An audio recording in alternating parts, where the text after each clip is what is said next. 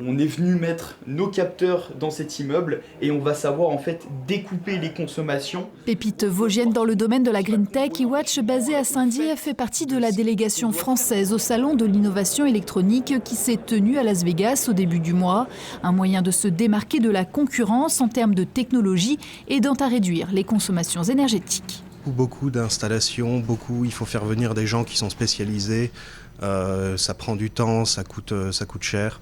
Nous, le but d'eWatch, ça va être d'installer des produits du plug and play en fait, c'est-à-dire qu'on vient, on pose les produits, un minimum d'installation et de configuration et ça marche tout de suite. Dans des bâtiments pour mesurer les consommations énergétiques, que ce soit électrique, gaz, eau, et réduire justement ces consommations énergétiques, c'est le but, c'est vraiment de baisser la facture, intervenir aussi plus rapidement parce que nos capteurs permettent de détecter, de faire de la maintenance prédictive.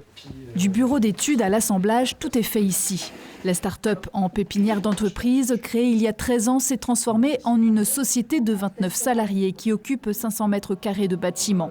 L'augmentation tarifaire des énergies en 2022 et les nouvelles réglementations ont eu un effet plus que positif. eWatch a enregistré un taux de croissance de 50% l'an dernier. On cherche à de nouveaux bureaux, un nouvel endroit pour construire et pour avoir plus de place, vu qu'on on prévoit quand même entre 4 et 5 recrutements et on fait à peu près 3 millions d'euros de chiffre d'affaires. Ça, c'est les potentiels marchés à conquérir et surtout le marché américain. Après une première participation au Salon de l'innovation électronique l'an dernier, eWatch a réalisé 10% de ses ventes outre-Atlantique. Une façon de se placer en précurseur sur ce vaste marché américain avant la concurrence européenne. Aux États-Unis, il y a énormément de choses à faire, donc c'est une stratégie sur le long terme. On a commencé il y a 1 an avec l'homologation, la certification de nos produits, équiper les premiers sites, les premiers grands bâtiments, notamment à Los Angeles. Donc on va y aller petit à petit jusqu'à créer une filiale.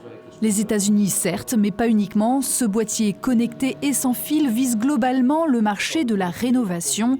L'entreprise met en place cette semaine une cellule de prospection en direction du secteur du tertiaire, de l'hôtellerie et de la restauration. Autant de nouveaux clients potentiels à convaincre.